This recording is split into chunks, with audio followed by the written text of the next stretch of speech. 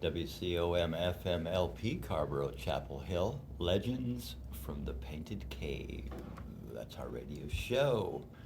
Welcome, ever present, ever faithful, Ian. Hi. Hey, everybody. Good morning. Grand rising, as we like to say, for a day's greeting. Grand indeed. It's a new life. Happy birthday. Happy new now. Happy new now. Kuba. Hey, Bagel. Yeah. Hey, Bagel. Kuba will be in the studio today, new friend of the Medicine Drum. Journey peeps, we have a Midway Fest out at our little land in Carthage, North Carolina, April 11th through 13th. Camping, 3-day opening ceremony will be about 6 p.m. Gratitude. So, yeah, come on out and join us. We got an outdoor kitchen, bonfire, quiet space for drum journeying or meditation. And lots of ceremonies. Wolf is going to put out a crafts table for the kids. No alcohol venue, kids friendly, pet friendly. Hopefully we'll have my big sawmill set up for roll over trees, logs over to the sawmill, put them up on there, and band saw. So that'll be a demonstration people can be involved in too. Be really fun. Cacao ceremony as well. Yes, we're looking forward to have Olena with us, cacao ceremony lady. Probably some yoga, meditation. Reiki. All for the low cost of who you were before you showed up. Forever. Ever and ever and ever. Eternal life. So yeah, we like to talk about all that. Religion and mythology and Wicca. Metaphysical. Meta. Meta. We're in it. The meta. We're the in it. simulation. We might as well talk about it. If you need to get your news on, you won't get that here, but you will get the news of the psychic mediumship. There's another ship. This is the news from other planes, right to your ears. All the ships, friendship, apprenticeship, mediumship, ships afloat. In the vast sea of life. Bring the wind. Let the currents take you. Oh, God, I felt like a sound bath was starting. Why not? Let the stars guide you. The light in the dark. Sound bath. That's when I would play music in the bathtub, right? Music in the bathtub. Yeah, that's what that is, right? That's one of them. Bathing. We're bathing right now in the air, and we're swimming in air, not in water, but we're. The soup of reality. Wow, yesterday, my gosh, we started out at Gabby's place and drummed for, like 3 hours straight, pretty much. Gabby the Great. Gabby the Great with her snake. Daddy Gabby. Gabby the Ascending. Transcended to Daddy. And then Saturday, we were at at Sheena's at Siva Yoga Studio in Sanford. Beautiful space. Glorious, man. Felt in there. Something like that. Floor. Old building. It's got some Over the energy bike there. shop. Over the bike shop. Yeah. in Sanford, downtown. Yeah, and Gabby was there. It was the first time we've actually had a Reiki practitioner in for a sound, in a sound bath at the same time, so she would sit next to the people. That was a beautiful, Wow. Beautiful session. And Sheena was playing her set of singing bowls. Yep, 7 bowls, Mhm. all crystal, 2 drums, Louie on the flute, Louis on the flute.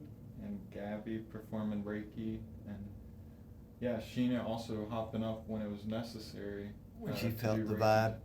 And she read it well. Bringing the energy, Reiki healing Yeah. to the folks.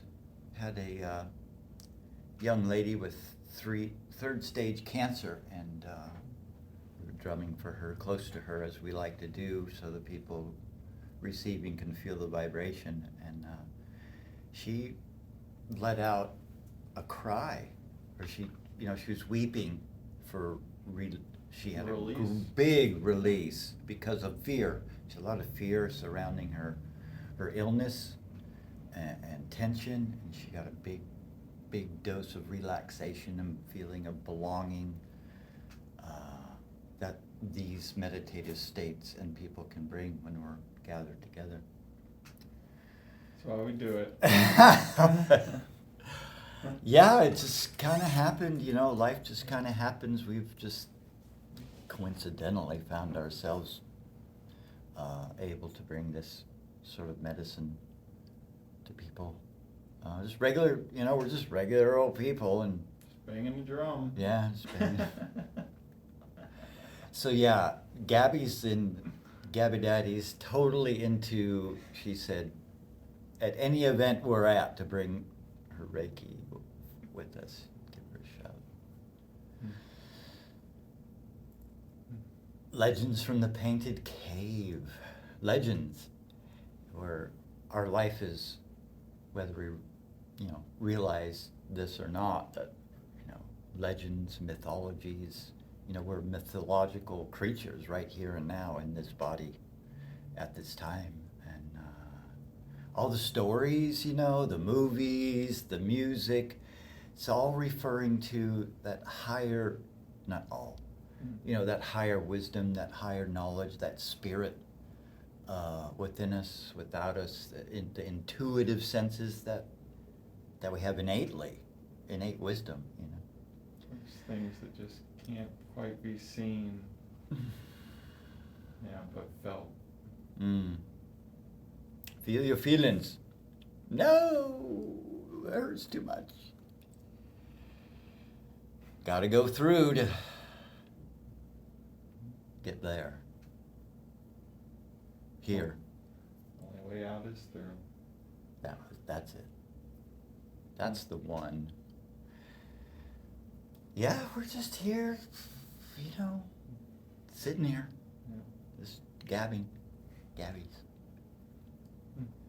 Louis was with us yesterday, and Ian and me. We brought the sound bath, and Belle is often with us. She's a new medicine drummer. New recruit. New recruit. And Samantha, of course, Yes. is there drumming. She brought her hand pans or Rav or something. I'm not sure what that was. Oh, it was, 2 hand pans. I was trying to think of the other thing they had. Yeah, but thank you, Sam. Thank you, Alchemy Wellness. Alchemy Wellness Center in Sanford. So yeah, Siva's in Sanford. Alchemy's down the street. Good stuff happening there. Sheena of Siva is going to have us back because we had such a glorious time yesterday at her studio. Oh my gosh, we had about, 10, 11 people laying around. That was beautiful. And at the end of it, just like sitting back and witnessing all everyone there, so cozy and comfortable on the ground, just taking a moment for themselves. It felt like I was looking over like a kindergarten class and everybody's taking a nap. It's just, you don't often see adults taking a moment of just rest. And everybody's go, go, go. Mm. Gotta do this, gotta do that. Human doings. And it's like the session was done, and everybody's like, I don't need to sit up right now. I'm like, let me just lay here a little more. Mm-hmm. Moment of peace. Yeah, we went for, I don't know, 30 minutes or more. Then we took a little break, and we share if people would like to, their experience, their meditative experience. Then we had another session, and then talked a little bit, and everybody kind of moved out and left, and we got to drum for the practitioners for Sheena. Yeah, pay Sheena back for making that happen. Medicine drum sound bath. Shamanic journeying is kind of the basic underlying theme there, because this is not a guided meditation. It's pretty much just between the person and the drum. So we, the drum facilitators, the drummers, or the flutes or the bowls, just kind of be quiet, what's called in the shamanic sort of circles, the hollow bone idea. The drummers just quiet themselves and then allow the drum and the other instruments to helps drop people into very deep meditative states. So it's a relationship and a communication between the medicine drum and the person receiving. So the drummer is just out of the whole thing. Yeah, it taps you into your inner shaman. Yeah. You are your own shaman. We're kind of leaning in that direction, heading that way. That we have, within each of us, there's a deep connection to our ancestry and our bloodline and to the ancients and to the archangels, and just all that good stuff. And when we can take a moment, get quiet and restful, boy, that just our inner wisdom has a moment now to speak, and because our mind's out of the way, the controller mind, and we have just this other information system going on, but stays in the background because there's reality in the ordinary reality that we have a body and we have to function and we have to survive. And once that's quiet, oh my gosh, there's so much in us to inform us and guide us and yeah, it's intuition. We're constantly multitasking, huh? Mm. That inner voice is talking, but we're so encapsulated with life that we're not giving our full attention. Potentials. Full potentials, yeah. Yeah, multitasking. Finally put everything down and listen. Quiet the mind. Deep meditative states. The Micah Harner was the anthropologist.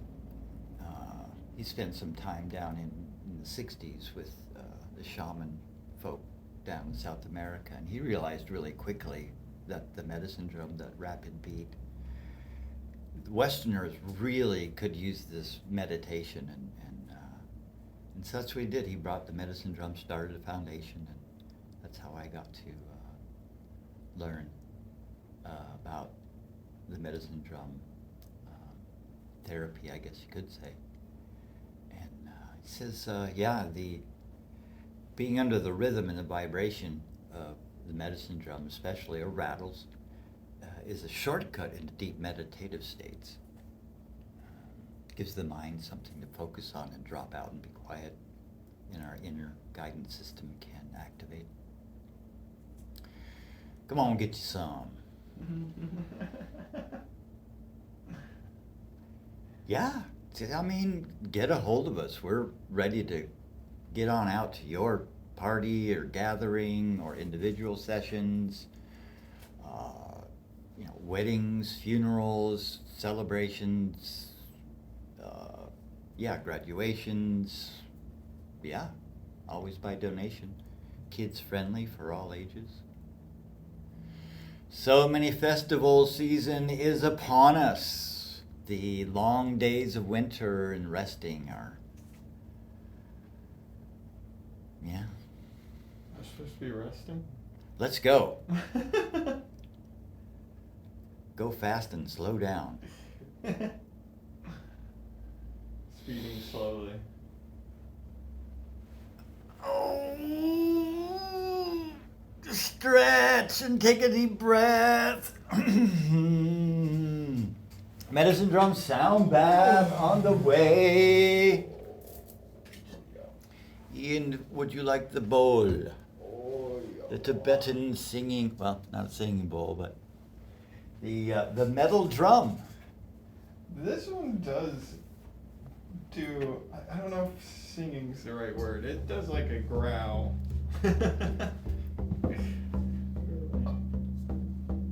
Growl.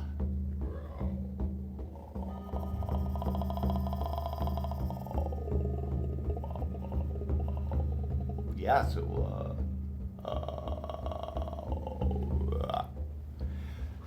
Push away from your workstations. Grab your journey blanket and pillow, and settle on in for a medicine drum sound bath.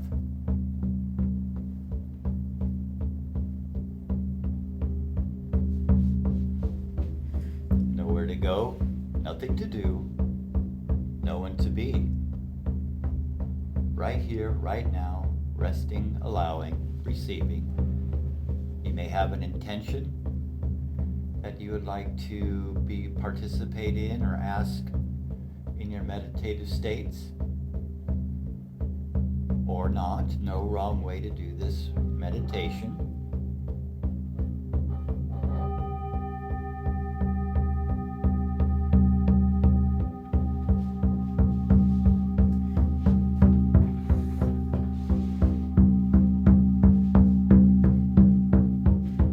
Some animals or landscape, any distractions in your environment, or thoughts thinking, return to the drum beat. Return continually to your breath or the drum beat. Long, deep breaths.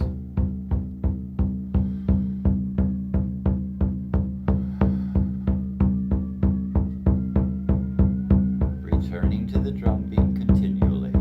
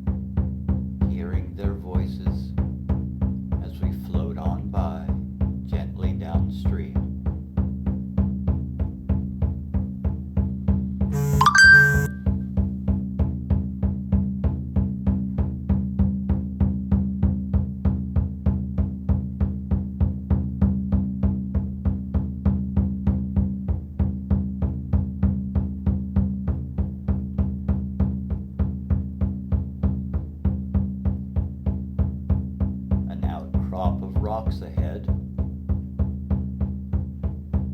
You float gently towards them, standing now, head just above the water. As you breathe out, a maple leaf flows away from you.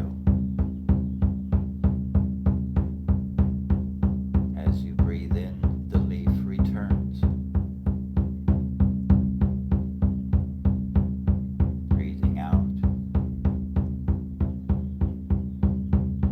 and breathing in, the leaf moving.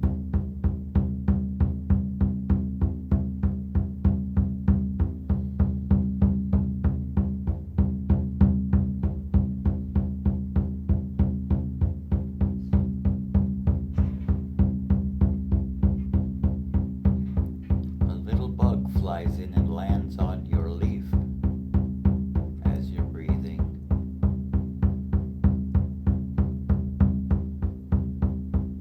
Breathing in the leaf, and the bug returns very close to you, looking into the eyes of this cute little bug.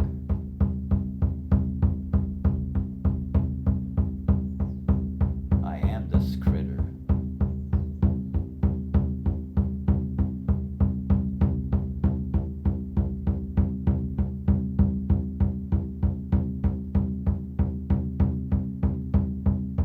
Her wings extend and you fly off together. Up and up, swirling upwards.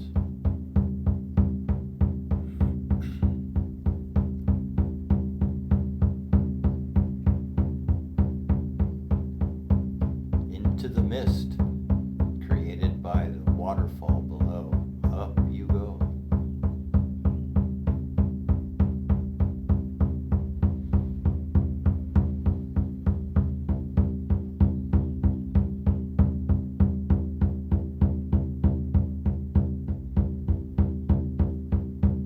Feeling this little critter's medicine. The medicine of the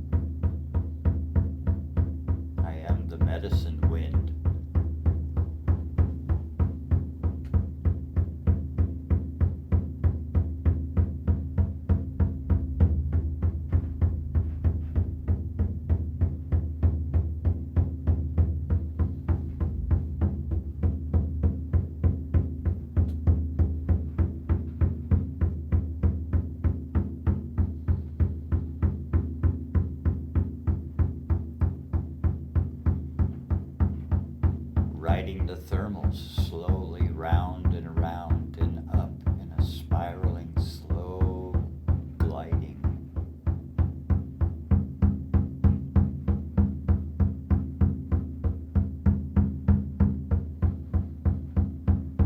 Many feathered friends along with me, spiraling up gently, gently.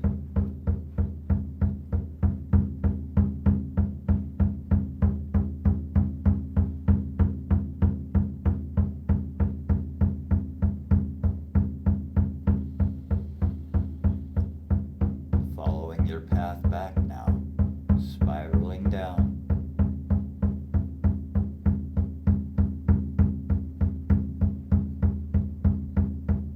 Back down through the mist.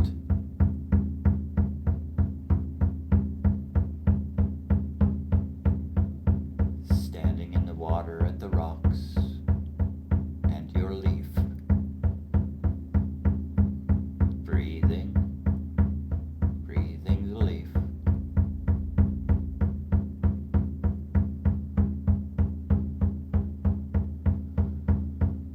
Floating to the shoreline.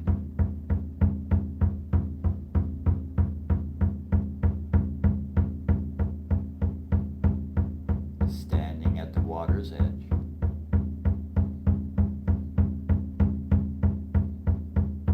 I am here. I have returned. Thank you, thank you, thank you. Sitting or laying now at the shore's edge.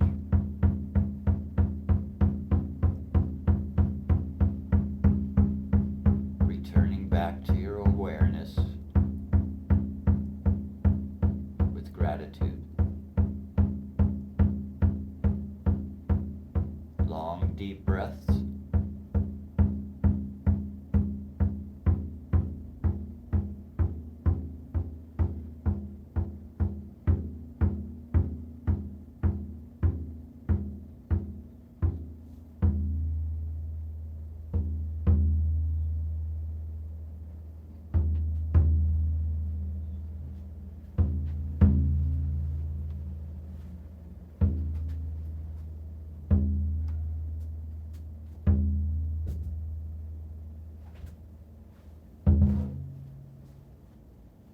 Thank you.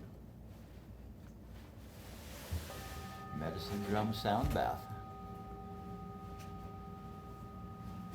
Welcome back. Legends from the Painted Cave. So we're on about almost 2.5 years here every day.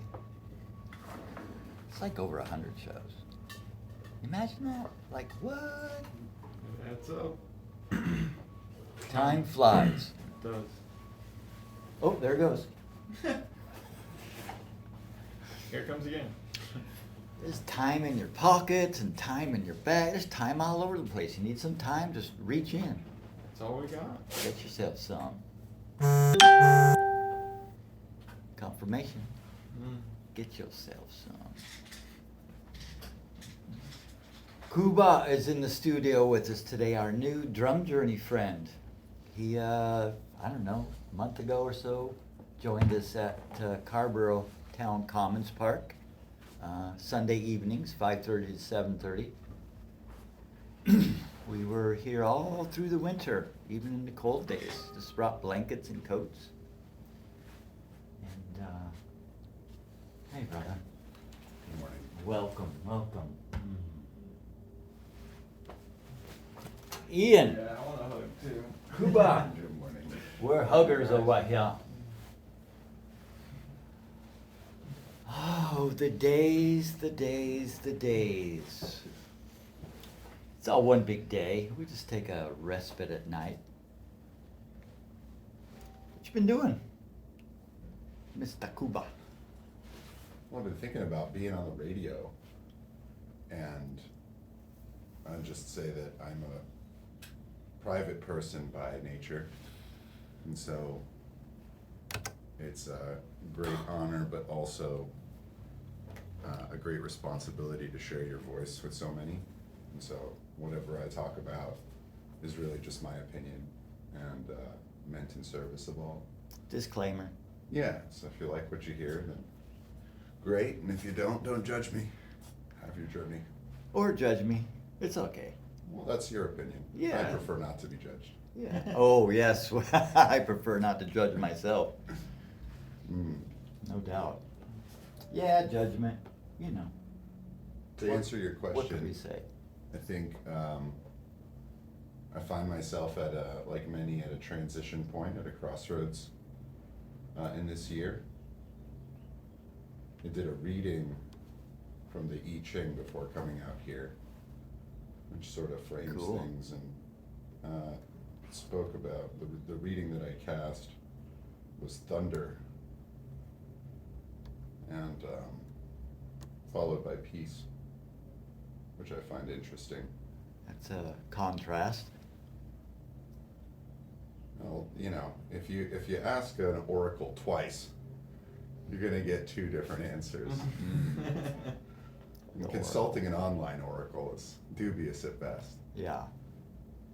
So what I find myself doing is I was recently laid off, and it afforded me quite a bit of freedom to navigate what is all around me. So your job, right, is a thing that you devote a third of your life to. If you work an 8-hour day, right, that's third goes to sleep, and some other percentage. If you got a pie chart of your day that you talked about, you know, each day, and you carve out that night for rest and dreams, then really your work is something that anchors you and gives you purpose. And so, you know, I have always juggled a great deal of purpose in my life. I'm somebody who has a perpetually full plate, and I suddenly find myself with an empty plate. Now the pantry is stocked, and so I'm not hungry. Great metaphors. I love it. But I'm at an interesting place. I find it's a cool crossroads to be in. I mean, I've worked for years and years and years. Nonstop. So thank you for asking me that question. It's sort of how I find myself. My answer is usually I'm multidimensional. How are you? Also, Ditto. It's nice to see you both smiling, and it brought a giggle to me to hear the drums on the radio. Yeah, well, I hope, I'm not sure that out there in Radio Land got to hear that, because when Kuba sat down, I realized I didn't have the DJ mic turned on. We could hear it. I mean, it wasn't the best sound. It wasn't, but you could hear the drum on the. Oh, it was on the air? Yeah, it was Okay. on it. Oh, good. Phew. Yeah. It's just. Did we just turn it off? It's like every time. I know. There's always one little button, one more thing. So many buttons. I'd like to say. So yeah, so you're kind of at a slowed down pace, not finding that you have to get to the job. Yeah. So how are you feeling about? I mean, you know, that could be pretty stressful. Oh my God, the bills and the money and just all the things, you know. Or has it been taking a new job on, like the job of self? I think a little of both. I think both of your, you know, leading questions are good, right? It has been. I think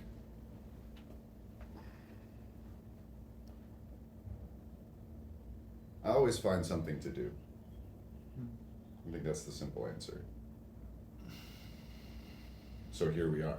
Yes, so here we are. And you're talking about, you know, I mean, anxiety or the stress that comes with that. And again, you know, I'm speaking from a position of privilege, and I'm speaking as somebody who hasn't had to live hand to mouth for many years, although that was definitely my youth.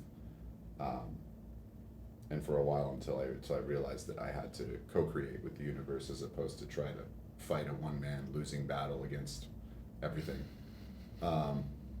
So I would ordinarily be completely overwhelmed by the stress of this, and I'd be preoccupied with the future and what outcomes there were to be had or not to be had, things to be avoided. You know, this little future simulator that we have, right? Our prefrontal cortex. Ah, Tries to- future simulator, good one. It's a Mark I future simulator. It's about 6 ounces of meat between your ears, and with it you try to reliably forecast the known universe. Mhm. It's kind of an Control. absurd proposition, right? It can tell the difference between a lion and a chocolate cake, but here we are trying to do compound interest rates and figure out if it's a good time to buy a house or something. Mhm. All the things. So I'm someone who's had a very overactive prefrontal cortex, who's spent a lot of his life preoccupied with the future. And interestingly enough, I mean, the drum, as brought by you, came at just the right time. And so in our first journey together, what the gift that I received was having my future. Said, I'm absolving you of your future, was a message that I got. And Ooh, that's a pretty big gift. made my eyes open wide. Yeah.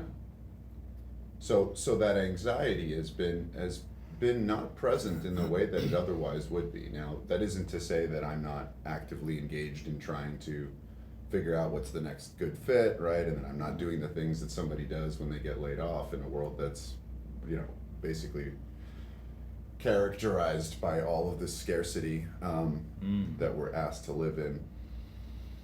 But I haven't been preoccupied with it. I haven't been preoccupied. It hasn't been something that is bothering me when I would otherwise be thinking about something else. Is that a surprise for It's you? a huge surprise. Yeah, absolutely. I mean, given the momentum of our life, and then suddenly it's like, oh, wait, what? Well, I'm a scenario planner, right? And by virtue of that preoccupation and that anxiety about the future, that desire to get things right, I've had a career as a project engineer, as a program manager, as a product manager. I've worked in tech for many, many years, and all the time it's about like, what contingencies are you looking towards? And you look at the array on the array of information and your stakeholders and where you're going, and you're trying to chart a critical path and prevent and mitigate the risks. Right.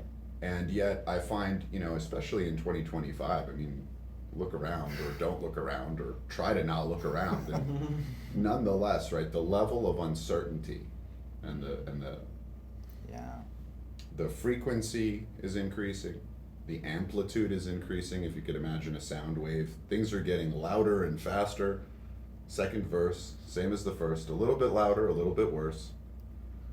So there's a lot there, right, to be freaked out about. But I think the more variables you have, the less likely you are to get the answer right.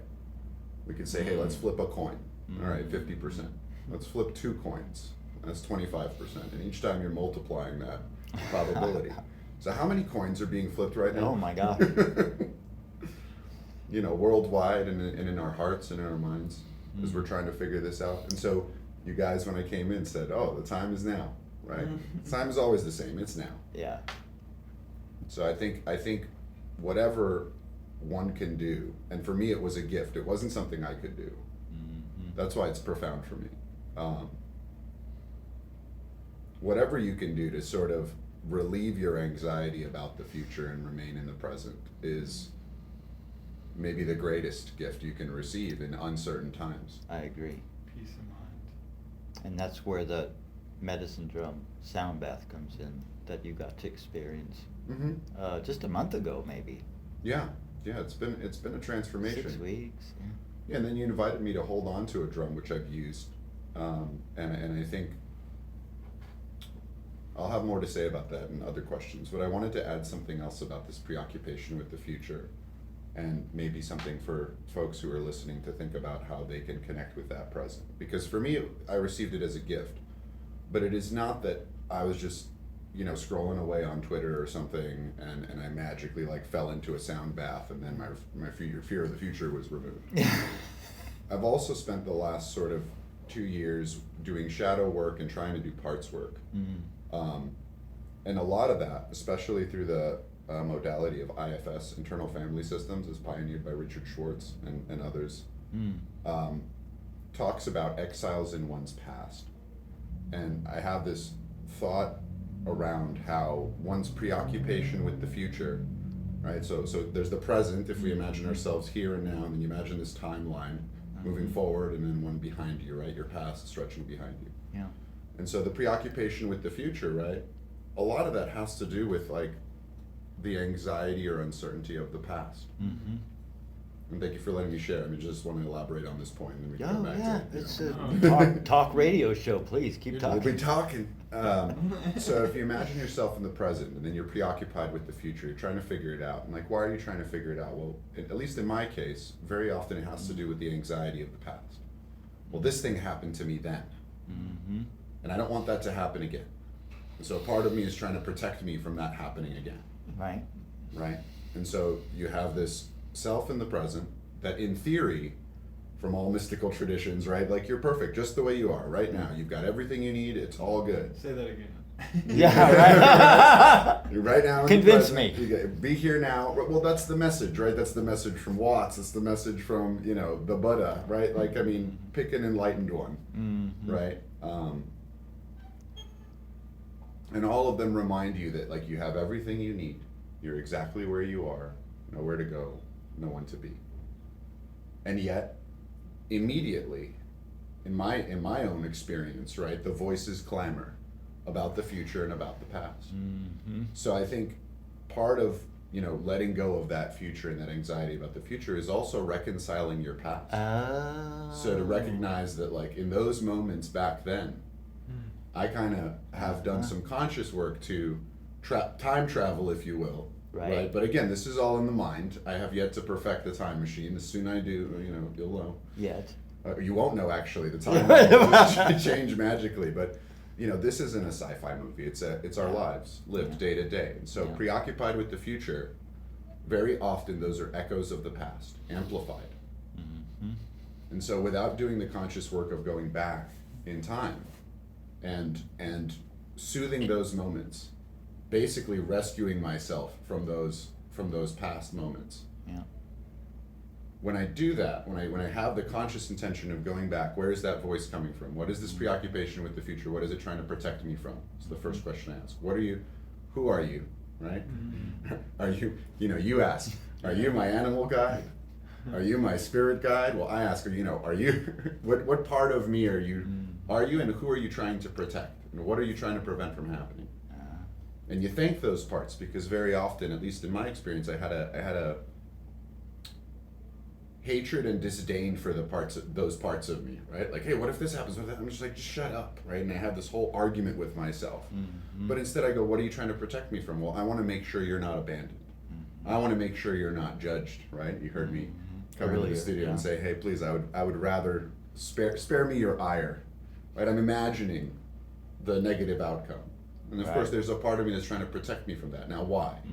Well, it's because from my past, right? Being judged for something that you said by somebody who didn't really know you, went off on the radio, talked whatever you were going to talk. Imagine, right? We all have these stories in our past that create a protector in the present that is trying to, prevent a shitty future that looks like the past. Excuse my French. Right. I'm sure we'll clean that up in post. And so I think, to close and land this little plane, right? It's just about that being in the present. Yes, I received the gift of being absolved of my future, but I wouldn't have been able to receive that gift if I have not already been in the practice of trying to retrieve my past and become more embodied in the present by not living in those moments. And there's so many painful moments in my past that I had to retrieve and go through that process. And if people want to know more about that, there's a really good book called No Bad Parts by Richard Schwartz. For those in partnership who are trying to navigate relationships, there's a second book that he wrote called You're the One You've Been Waiting For. Really corny title, but it's a pretty But it good rings book. true. Yeah, that's heavy. Yeah.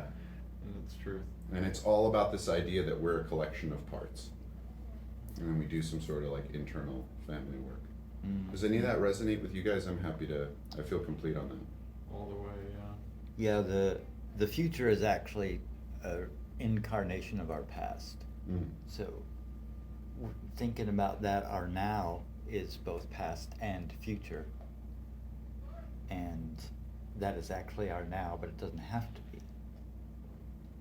We can actually be here, now, with all the clamor, as you say, of past and future, and each Back to the Future, you know. Right, like Marty goes back, right? He's got to go fix that past. Now, why do we think that that's such a powerful story? Like, where did I mean, didn't H.G. Wells write like one of the original sci-fi novels about a time traveler? I think it was called The Time Machine. It was written in the 30s, if I'm not mistaken. Either you guys read the Time Machine? Well, he goes back, right? He goes back and he seen goes. the movie. Yeah, or it's like so. Time Machine. Yeah, he goes back. But it's a metaphor, right? As you Metaphor. said, that the present is hung between those two. But again, those are like very esoteric concepts, and so it's like, well, how do you do that in practice? Okay, great. I hear you, medicine man, on the radio, right? Like, well, what am I supposed to do? Right. with that? Give me some tools here, some And isn't step by that therapy? step. Yeah. Yeah, You go in, totally. you sit with someone, and you speak about your past. Mm-hmm. And then there's all these different ways. Well, how do you speak about your past so that your present can be reconciled? Mm-hmm. And potentials, hopefully. Absolutely. Yeah. I mean, it just leads right in. Sure, your limiting Naturally. beliefs prevent you from unlocking a certain future, right? Like, I was terrified of, I don't know, public speaking, right? Well, until you work through whatever happened in the second grade or something, right? Then you won't have that opportunity to speak. Friend of mine, Zenzi, she's a hypnotherapist, we did a few sessions, and one of the scripts is like regression. What were you doing when you were 60, 50, 40, 30? And I was relaxed in a chair, and I would just say, okay, well, I was whatever I was doing at each decade. And nothing really stuck, nothing stood out until I got to 20. I was actually 19. And I was like, oh, wait, there's something here. She says, well, tell me. So I was climbing on some rocks at the beach, and there's many coves in Southern California, and I'd just climb over the rocks to the next cove, vacant, no footprints, way back there, private, cliffs up above, houses up there. And so it's about sunset, and I'm climbing back, and I got right to the top of, I don't know, it was about 25 feet, and I couldn't go any further. If I moved a hand, I would fall. If I moved a toe, I was like, I guess this is it. I'm gonna fall, and no one will find me. And I'll break a leg, and okay, well, and I'm trembling because I only have like my fingernails and the tip of my tippy toes on there. I'm losing strength, and so in this memory, in this feeling, I said, oh, my hand suddenly moved up, and I was really surprised at the time in this memory. Yes. It was like, and I went home, and here I am. But in the vision, I looked up, and there was a blonde-haired, middle-aged guy with khaki shorts and shirt. He reminded me of a golfer. And I looked up. Guardian golfer. Guardian golfer. And my hand moved, and I said, oh, are you my guardian angel? He says, yeah, I'm Michael. I'm like, oh, thank you. And I climbed up, and we had a big hug, and his wings popped out for a moment. And so that was a very interesting moment. I said, I've always been with you the whole time. How do you think you're still here? Or, well, not at that time. So this is one sort of therapy, is to, when we go back, to investigate what happened, because that's our future, turns out. And so that investigating our past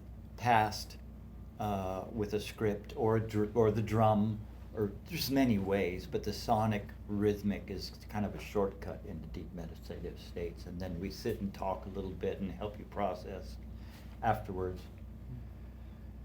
I think about, So you know, fun. the skeptic listener, right? And I think there's this moment where, and I certainly remember it, it's a question of faith. So when you tell that story, right, and you have this vision, well, I've never had a vision of a guardian golfer, you know, like that hasn't come to me. I can't think of those. And when you're with the drum, there's really a sort of experience of the inner voice where you might see something, you might see shapes, you might see colors, right? And then or you know, you're asked to remember those memories, and you doubt your own truth Right. in those moments, I think. And you say Mhm. like, oh, are you really experiencing a guardian angel? Well, that's silly. That's not my guardian angel. You know, It's a fantasy. right. And I think that it is worth noting to the skeptics, right, that utilitarianism is a philosophy where you believe what you're better off believing. And it does fly in the face of objective reality, right? But like, you know, you could believe what everybody else believes, which is this is just a ball of hot crap orbiting another ball of hot crap, and we're just hairless monkeys who've just stumbled into this dystopia. Or you could believe any one of more charitable narratives, right, which give us sort of a plot arc. And I think that for many in my generation, and maybe many in yours, and many throughout time, have sort of like found the presented course of study. This is who you are, and this is why you're here. As being, no, well, that's not it. I don't believe that. I don't believe that maybe because I don't believe you. I don't believe that because that doesn't ring true to me. And then you're sort of lost in the new age soup of it all. Right? Here's some drums, here's some feathers, here's guardian spirits, here's singing bowl, here's crystals, here's Manifestation.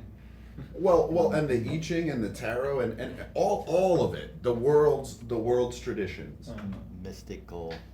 Yeah, and so the question becomes, okay, well, without an anchor, can't you just really get lost in that? I mean, I know so many people who've taken ayahuasca and now believe themselves to be shamanic. I have no such We all are. delusions. But again, who's to say? If they're having the authentic experience, and you can tell by the results. Right. And so what I invite you to do, right, if you're the skeptic person, is to say, well, am I happy believing what I believe? Because nobody really knows. You know that moment when you're growing up and like you realize the adults in the room are just older children? Big old kids, yeah. Right? And so I can say, well, I haven't seen your guardian golfer, so you're but you believe in it. Yeah. And that gives you light, that gives you purpose, that gives you integrity in your journey. And so what I'm saying is really, if you're gonna discard and you're lost in the objective sort of mechanistic universe, and you want some spiritual path for yourself, then start listening to those voices and ask, isn't it better to kind of believe that you are in fact everything? No, The timeless. Please, I'm curious what you think, Ian. No, me and Louie were talking about that the other day, and it is like the subscriptions we subscribe to, or the beliefs. And yeah, you can say the world is effed up, it's horrible, it's, you know, people are bad, but you can also flip that around and go to the opposite end and be like, how wonderful this world is, how perfect it is, people are great. And it's like, always asking yourself, which one makes you feel better? Which one do you want to believe in? Like, crap, like, get delusional. If that makes you feel better, if that brings you peace, like, yeah. Subscriptions. Subscribe. Well, both are true at the same time. I mean, that's what quantum physics tells us, right? Is that until you observe the particle, it is here and it's there, right? It's up and it's down. So you collapse the wave, which is the privilege and sort of effect of the observer. So which isn't to say, right? In other words, again, like locally, I am blessed. But if I zoom out and I look globally, I would say this is it, folks. Like if you wanted, you know, the check off the list of end timey stuff, you're there. and so now the question becomes, how is it possible that both can exist at once? And well, that's sort of the world we live in. Yep. I think it's dangerous, however, to sort of, I mean, I love smelling my own farts, okay? It's my own brand, right? I think it's important to crowdsource one's sanity. And I think Farts? if you crowdsource your sanity. Crowdsource farts. Yeah, crowdsource your farts, right? Like let And others their let farts. others in on the This was beans. No, that was definitely not beans. That was a very negative fart thought that person had. Well, just holding yourself accountable, right? Whether it's steel on steel or people who you consider your peers, and to invite that, because I think the danger of charting one's own course in a utilitarian philosophy, I'm going to believe what I choose to believe. So, Michael, last night the angels visited me, they told me, right? And then suddenly you're on some Joan of Arc quest Yes. of self-proclamation, Yeah. right? And everyone has The become prophet. the prophet, right? And they all had a burning bush moment, but nobody else saw the bush or is following them. And so everybody then, the danger in the ego there Right, is that the you believe inflation, yourself yeah. the Messiah, you believe yourself the Savior. Right. But you got to crowdsource that and be open when people check you, Mm-hmm. because otherwise that's the danger of being lost too far in the opposite direction. Mm-hmm. Guys on the side of the street, homeless, jobless, right? Like, but is carrying on a very animated conversation with spirit, Yeah. right? But that person isn't actually in community, They are though. and no matter what you tell them, they're not trying to hear it. But they're right in line, like With that's them- where with they're themselves. supposed to be. Truthfully, like Please. we're all these. The world's a puzzle, like a puzzle. We're just individual puzzle pieces, all with different looks on the outside, different shapes, and it's all needed to create that big picture.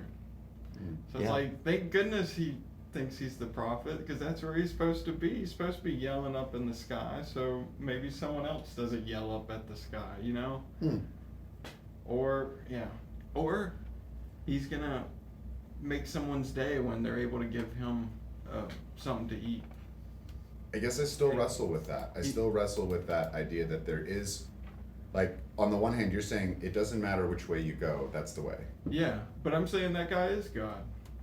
Right. Like, he's giving you an opportunity to be God and give him money Do you think, and be a better person. but doesn't it lend, okay, you're right, Like, if but it weren't for also. him, we wouldn't have charities, we wouldn't have nonprofits. Like, look at all this, like, it's bringing people together. We all have our roles. Hmm. And I wish everybody thought they were the prophet, And that's the goal. Do you- Everybody on Christ's head, the Hmm. Godhead. And That's the we're- goal. we're already there. Even when you don't realize it, you're in Godhead. You're Demigods. You don't Well, think it's you like- can make a mistake then? nobody can. There's no such thing. But then what's to keep, I guess, this goes back to a sort of determinist question, right? Which is like, do you have any choice at all? Because Right. it's like let's say we don't actually have free will, yet you still need to operate as if you do, because you have the choice between giving that guy $1 or hitting him with your car or driving by and doing nothing, Yeah. right? And so that's how reality presents itself to me. Right. Now, I'm God if I hit him with the car, Mhm. I'm God if I give him $1, and I'm God if I drive away. Yep. So I acknowledge your point that in the absolute, Uh-huh. that all works out, and it's all just kind of the math works out, right? It's a Yeah. beautiful equation. And It's balanced, That person's God too. Yeah. right? And you're right, and it's just God running himself over Buddha. with the car, giving himself $1. It's the book's balanced. So yeah, do I have free agency to be completely unhinged? And you Psychopath. do, and yet And it there has are to them. matter, because there's the skillful path, and then there's the one that isn't skillful, and so you're I think the compass is your heart, Mm-hmm. right? And I think you Yeah. live with it. So when you run the guy over, like, yeah, that was God, and you hit God with your car, and then you're Right. God hitting God with your car. I love it. It's cute, right? But then you have to live with that dissonance in your heart and in your soul. So So if anything, like that's the compass, right? I mean, you think about the word sin, it actually meant to miss the mark. Miss the mark, yeah. Mhm. Miss So there's the mark. So mi- that's miss what the I'm. That's what I'm. target. Giving back to you is that like, but there feels like, to me at least, my Feels experience is like. like that there is a mark that I'm hitting, Right. versus like, ooh, that wasn't the mark, and I'm still God and I'm still forgiven and everything is as it should be, but damn, like the marriage did fall apart. Right? It is, And that's not cool. Well, you live with it. Yeah. It is Mhm. along that journey. It is that process of seeing the co-creation there. Mm. Almost the Godhead would be saying, "Hey, you probably shouldn't hit that person." You know, like obviously you know not to run the person over, but then you have that choice. Mm-hmm. It feels like that. Yeah, it Feels feels like like choice. that. Feels like that. And then eventually it's the mending of the two, where it's your actions are representations of that Godhead. And So that's it's like coming the to us, yeah, yeah. and then that's hitting the union of oneness Mm. with it all. So you're already in the club, right? You may Yeah, already be, fellow listeners, you may already be a You member are. of this club. The Meta Club. You Yeah. were born into it. The journey of life. All is well. It's the holy. Well, that's the mountain. show for today, folks. That's Let's a good close place on to a high call it. note. We're gonna go smoke them if you got them, kids. No, we're here for a few more minutes. We're on that holy mountain hiking up the mountain. When you were talking about our past earlier, I was imagining a hike, and things happen, and we see a rock, and we put it in our bag, and we keep hiking, and eventually we're like, we got a heavy bag, and we feel the weight of it like right now on our shoulders, and at the point we are on the hike, and we're also seeing how much further we have to go ahead of us, and thinking, man, this bag's gonna be heavy there too. So it's like, we felt the weight before, we feel it now, and we're like imagining the weight that we're gonna have coming up. So to bring this back a little bit to the original question of like, why is it worth it to trust and like have your own beliefs, right? Mm-hmm. And the mountain is imaginary and the backpack is real, Mm-hmm. right? But like where you're going and why you're going is sort of the like meta structure. It's the beliefs of each individual, right? Ideas, yeah. And the alternative is to forego that. And I think a mechanistic society, I think objective reality, right? Empirical science would say your subjective experience is not, good evidence. It's not good scientific evidence. And like, that's fine, because that's good, because we shouldn't argue about how much this table weighs, right? And we shouldn't each have a different interpretation of electricity. Otherwise, this whole radio project would be impossible. Mm-hmm. But in the absence of that subjective faith, of that belief that like the Guardian golfer was in fact a part of your story and a very important one, right? And your choice to either be on the freeway or be in the car, gifting or running the guy over, those things matter, because in the absence of that context, in the absence of some kind of deeper narrative, whether you pull one from all of the traditions of humankind, or you make up your own little patchwork spirituality, again, pros and cons to all of those. I think in the absence of it, you end up with nihilism. But the nihilism is like this deadening of the heart. Right. Because then it doesn't matter. So not only does the past not matter, but the future doesn't matter and the present doesn't matter. And that's a miserable place to be. It's all about me. But it is easier than taking the risk of trying, right, to follow a To path. have a conscience. You could just sit the fuck down. You could just sit down, right, on that mountain. You could just set the bag down and be like, nope. And I think that becomes really hard when you're doing it alone. So I want to come back to that idea of crowdsourcing your sanity. I want to talk about how important it is that like we aren't all lone wolves, each with our own podcast. One person's got a medicine glockenspiel, the other one's got a drum, the third one's playing the kazoo, and they all need you to listen to them. Like that's I think the glue of it and the medicine of it is that it's something that brings us together. There's a resonance there. And I think that's the antidote, because a bunch of nihilists together are not actually having a good time. And not together. Y- Indeed. You mentioning sitting on that path I just saw the path like shift into an escalator. Mm. And I feel like that is the drum almost. Like you're taking a moment to sit down, sit under this drum, and let the escalator take you up this hill with no effort for a moment. I actually Right. really, it's super inspiring, Ian, when you say that, because I think time and time again, you're the voice of, you know, like, it is actually going to work out just fine. I think I'm still in the And camp that actually if I is. don't do Yeah. the, right, but, and I'm still under the delusion or limiting belief or whatever it is, because I'm still working with it. Aren't That we like all? there's work for me to do and that Aren't I we should all? try, right? That Uh-huh. it does make a quantifiable difference whether I get out of bed and come join you on the radio versus stay and scroll, right? Doom scroll Right. or like Doom scroll.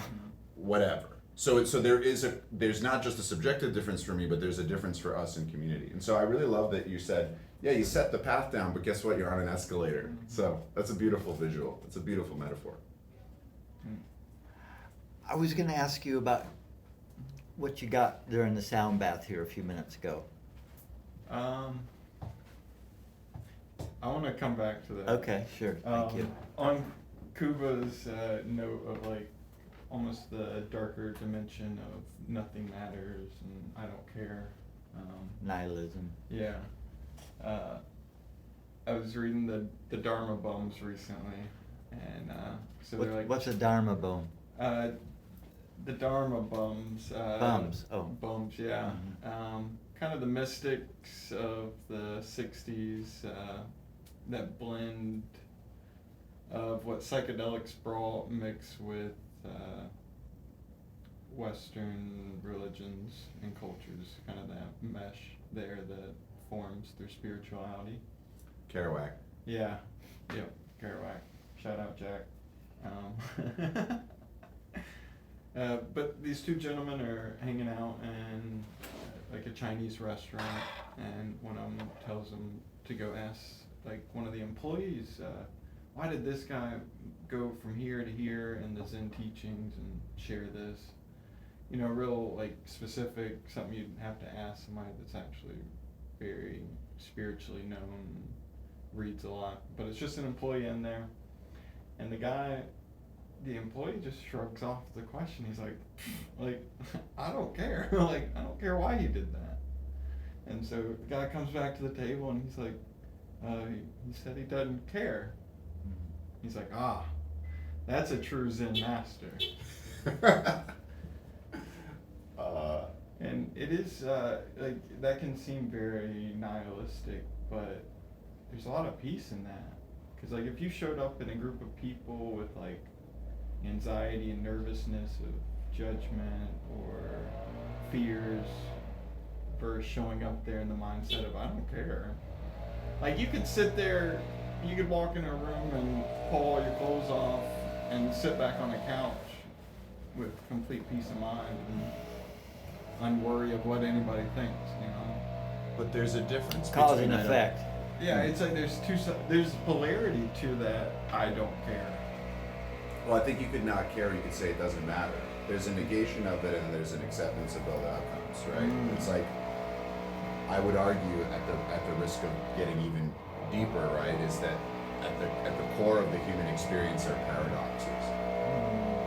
The real truths of the human experience are like paradoxes. You're together with everyone. You're completely alone, right? You exist and you're the universe, but you also are not even a grain of sand on the beach, right? Everything you do matters a lot, and also it actually, you know, to your point, it will all work out the same, and the books will balance in the great absolute.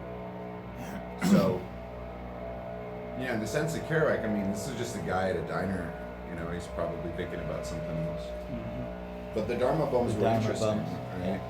I mean, that whole generation. Michael, did you have a Dharma Bum experience in 1958? What were you doing in I was 19... just born. And you know, I feel a poverty in my case of not having access to elders who had the wisdom of years. I remember I was sponsored by a guy in Florida. Shout out to Tom. At the time, he was 72. He was a Vietnam frontline combat vet. So that was his experience. And and he was 72 when I was working with him, and I think I was in my early 30s. And I remember going to this guy, and I had this epiphany, right? Which was, I remember being 15 and looking at my 10-year-old self, or like seeing 10-year-olds and being like, man, those kids don't know anything. I'm 15. I know what's up. And then I remember being 20 and seeing, those toddlers in high school walking around with their big heavy backpacks and being like, man, I'm 20. I can't imagine my 15-year-old self didn't know anything. And then again, like this has repeated every 5 years. Yeah, let's just do that. This is a sound bath brought to you by Steel. Blower. Yeah, steel. Steel. It's alright. Because off he goes. What am I gonna say? Even if I yell out the window. Pipe down, he can't hear you. He's Pipe got down. 14-year-old. The soothing drone. Yeah, it's a singing drone in the background. Crystal ball. We'll fix that in post too. I'm sure there's some process. That would be Hiccups, our sound. Blessed. But I remember distinctly at every present in my narrative looking back and saying, wow, I really thought I knew everything that I needed to know. And of course, the older I get, the more that's a giggle. So I went to Tom and I said, Tom, at 72, do you look at my, bright-eyed certainty at 33 and laugh the way that I laughed at my 10-year-old self? And he just laughed.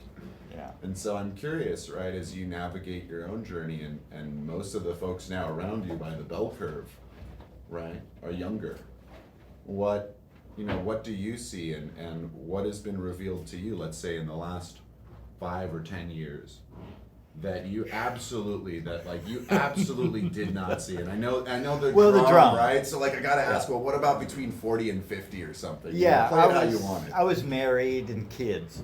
Right. So you know how that is. It's just a whirlwind of production. It's nonstop. Survival mode. Yeah, all that. And there's not a moment's breath to really consider anything spiritual or metaphysical or a higher religious calling or anything like that. I mean, it's there. When I finally get a moment to rest, it's like, oh yeah, there's this whole other thing going on inside of me. It's like, oh shoot, I got to pick up materials.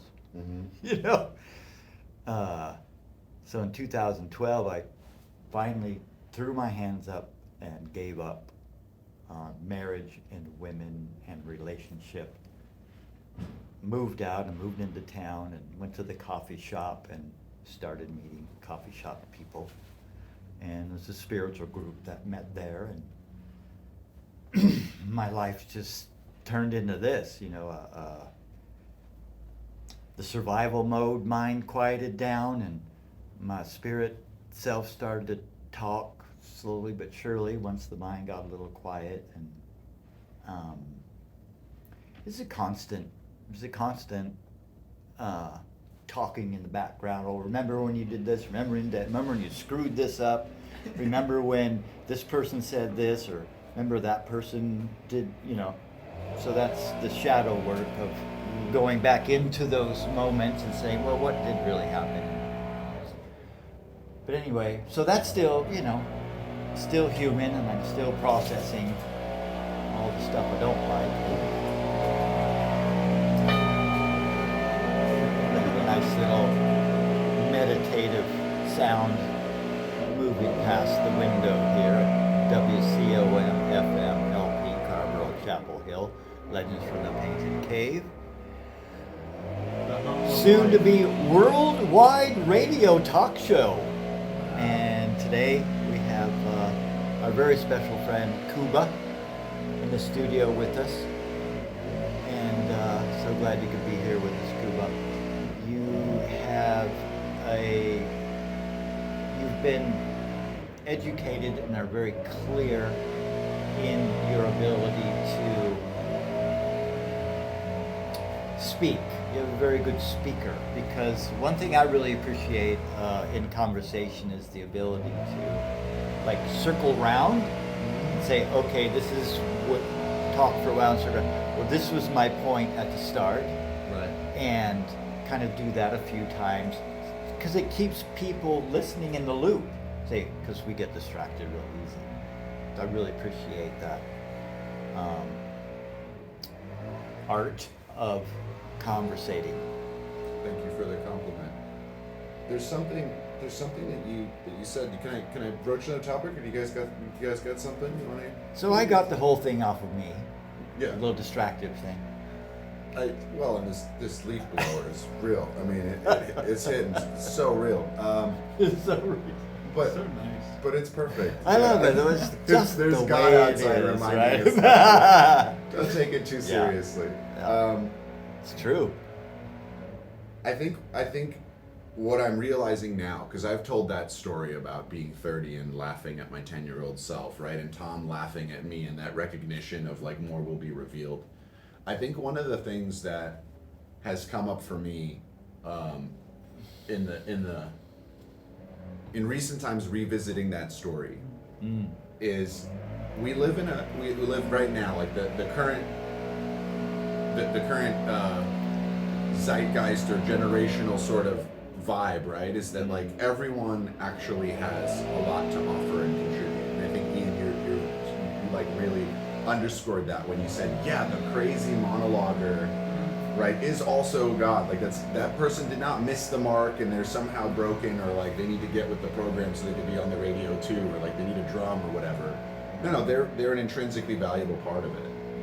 And I think what's challenging for me is not to look at my 20-year-old self, to see my 20-year-old self and still offer them that voice. Right. And as I get older, to go not from like, listen, you actually don't know anything. You should listen to your elders, right? And this is what I'm curious about. For Me. you. I'm gonna hand this up. I'm gonna tee this up for you, right? Is this notion of like, on the one hand, right, that wisdom brings with it this like, oh, you actually, kids, like, listen, this is how it is, and versus, Right. or in contrast to actually that 20-year-old's opinion is just as valuable and just as important, especially in light of the fact that they don't know what they're talking about. Or maybe I can withhold that judgment and I can see that like my 6-year-old, right? I mean, in the last year has been my most powerful teacher. And not because I'm adding some woo-woo to what she's saying and hydrating it with significance, or that I'm looking at it, it's just one-to-one.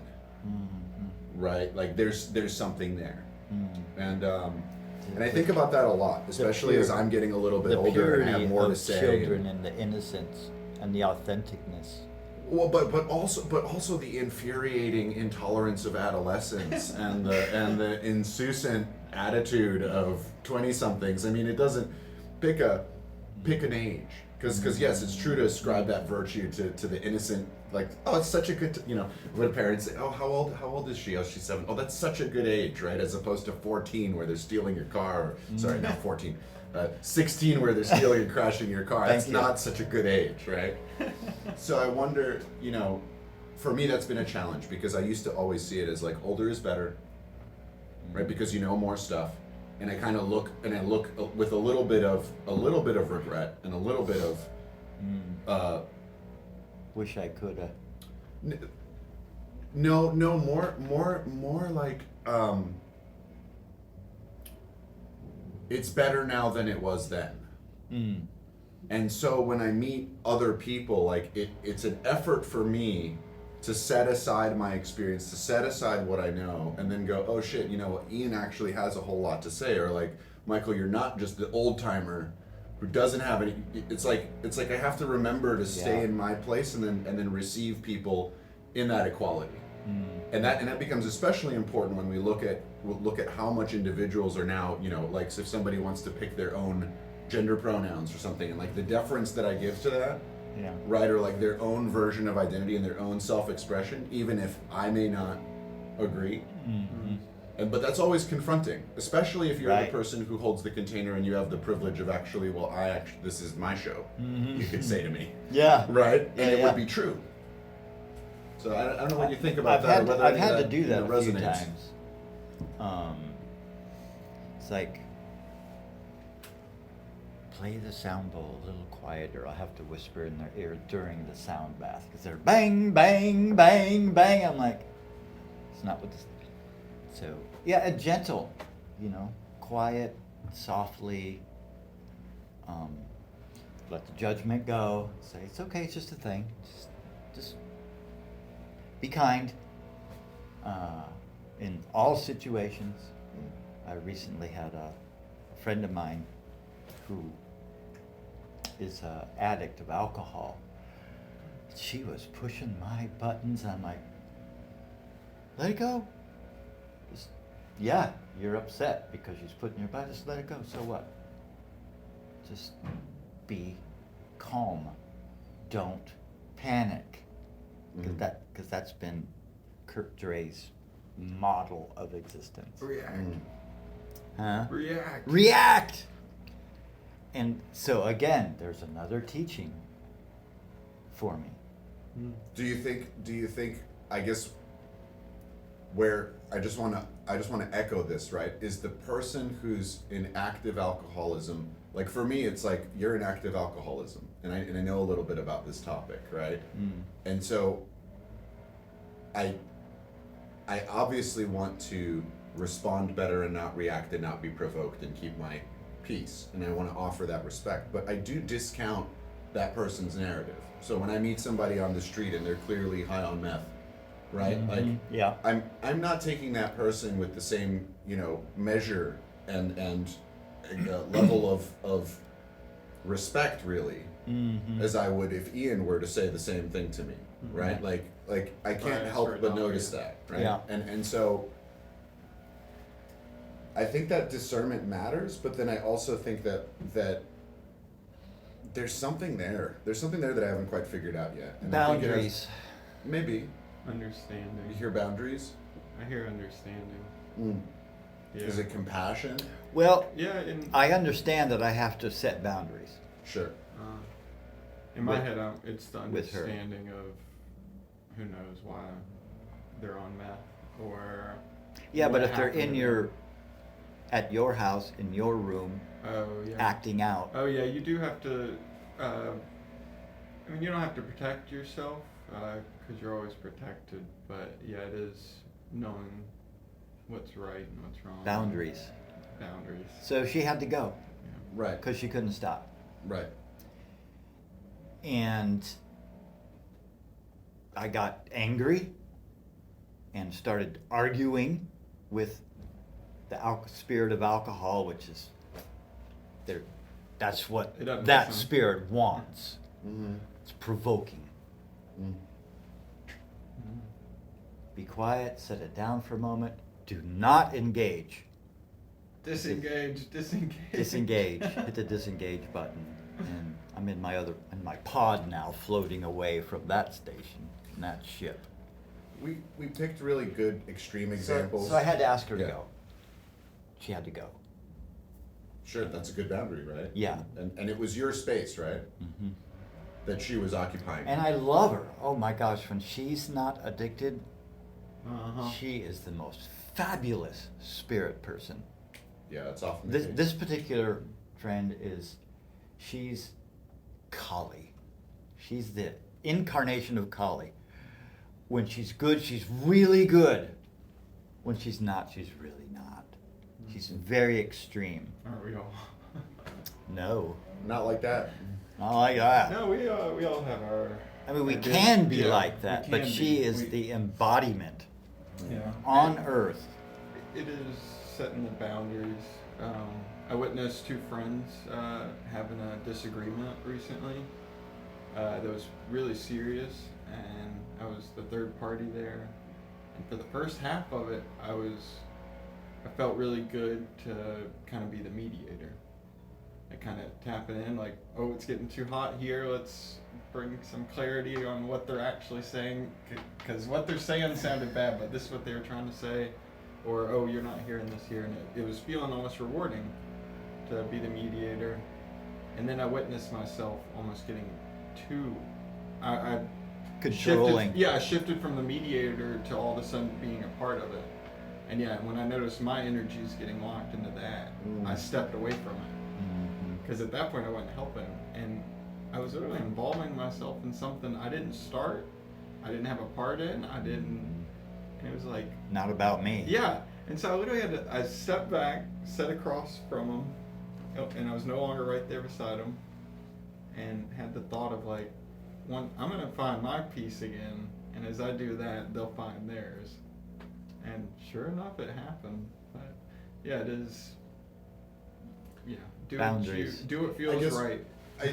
just to land this one right, like I meant less in the those are clear-cut examples of extremes where someone is behaving in a way where you have to put up boundaries. Mm-hmm. But where we started this was talking about the difference in ages and having one's own experience, and I guess valuing the contributions of others despite the obvious inequity or difference of their place of coming into a scene. And you and I talked about this, Michael, originally in the sense of when we are called to create containers for ritual spaces, when we are called to be guides, right? In your case, right, the drum, you the way you explained that to me, right? Like I received the drum and then I became the emissary of the drum in a way, right? Yeah. And I don't mean to speak for you. I'm sure you. Yeah, well, that's what I said. Okay. Yeah. And then the sort of need to remove myself from that space if I'm going to facilitate that journey. And that's a really hard calling. I don't know. And so What do you mean that's what by I've been that? thinking about more. Remove myself from space. I'll give you a fictional example that is not my story, but very close to a story that I witnessed, right? Where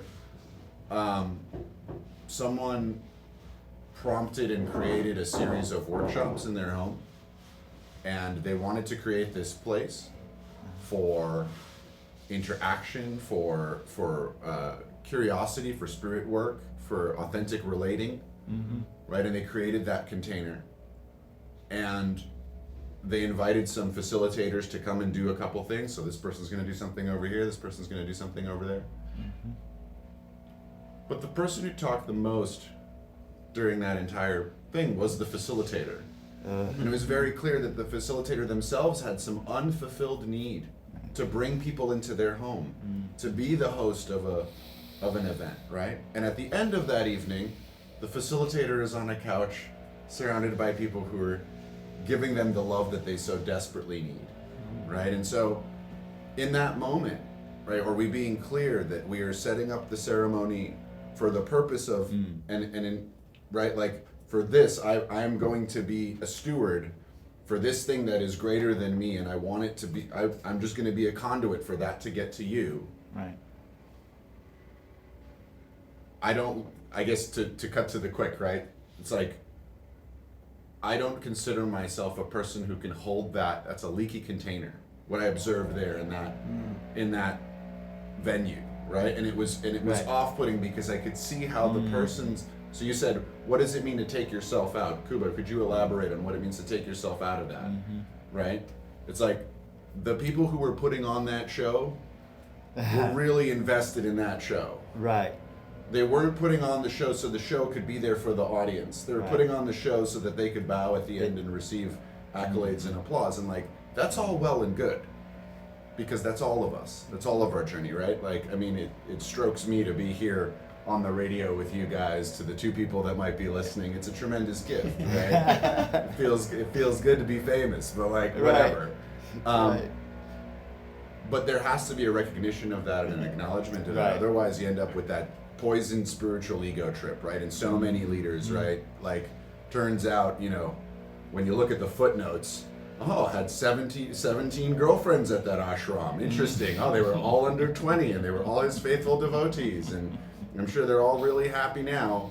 They have good stories to tell about him. And so I think it's a very perilous path when you're called with spirit to go do this great thing, and you suddenly find yourself with all of the attention that you get from embodying something greater than yourself. Right. To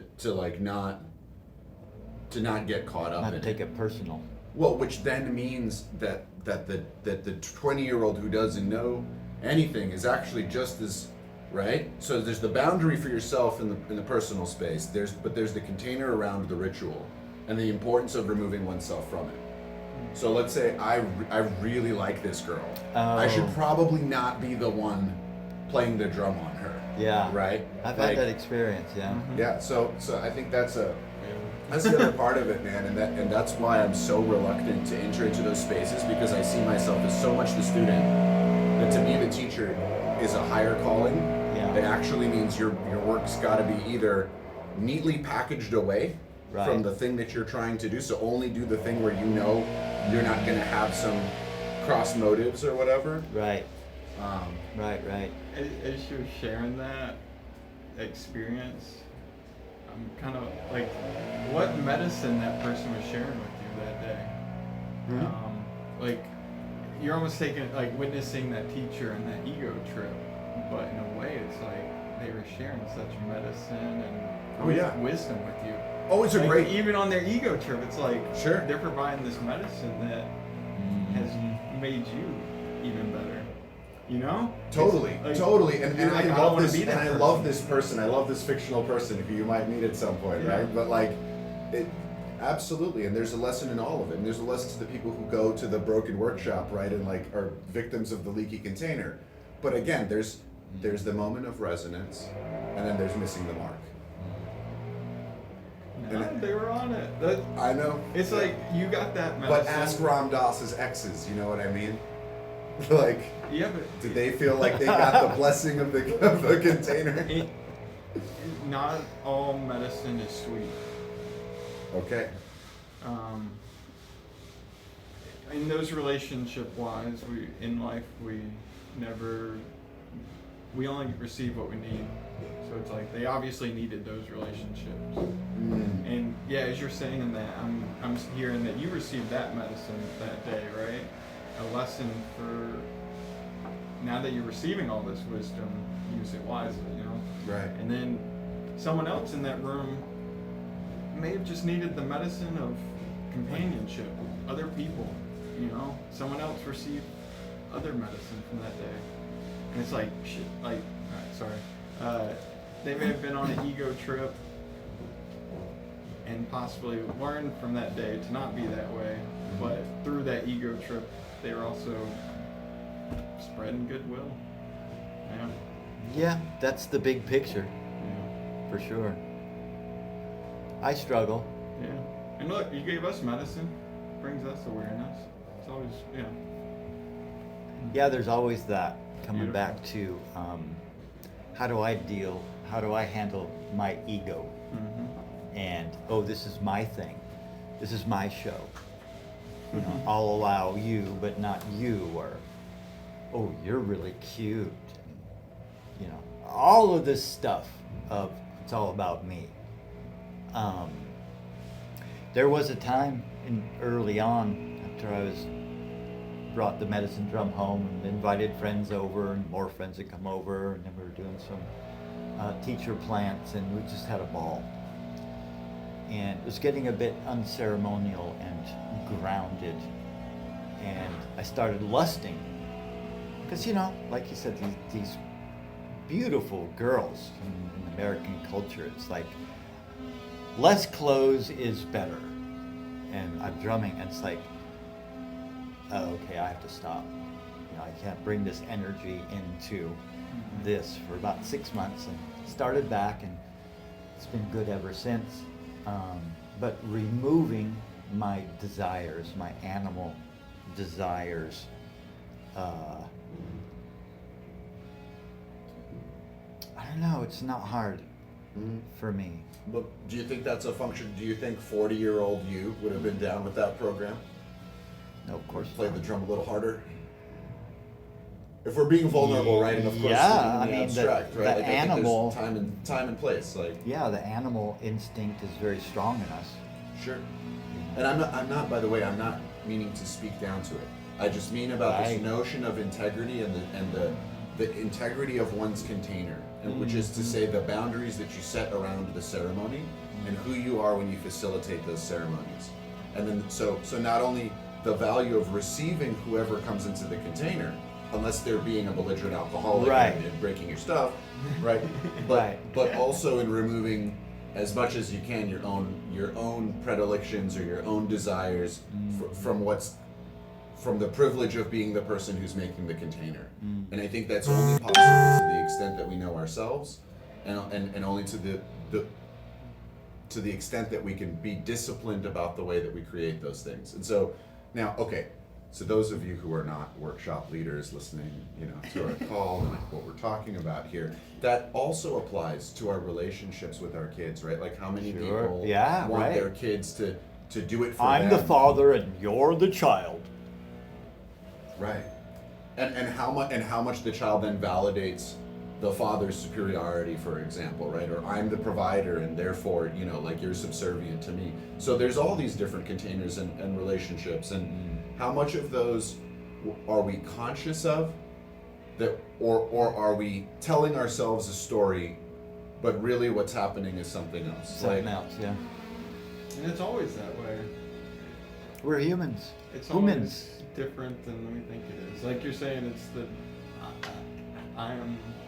I know everything right now, but it's also that I don't know anything.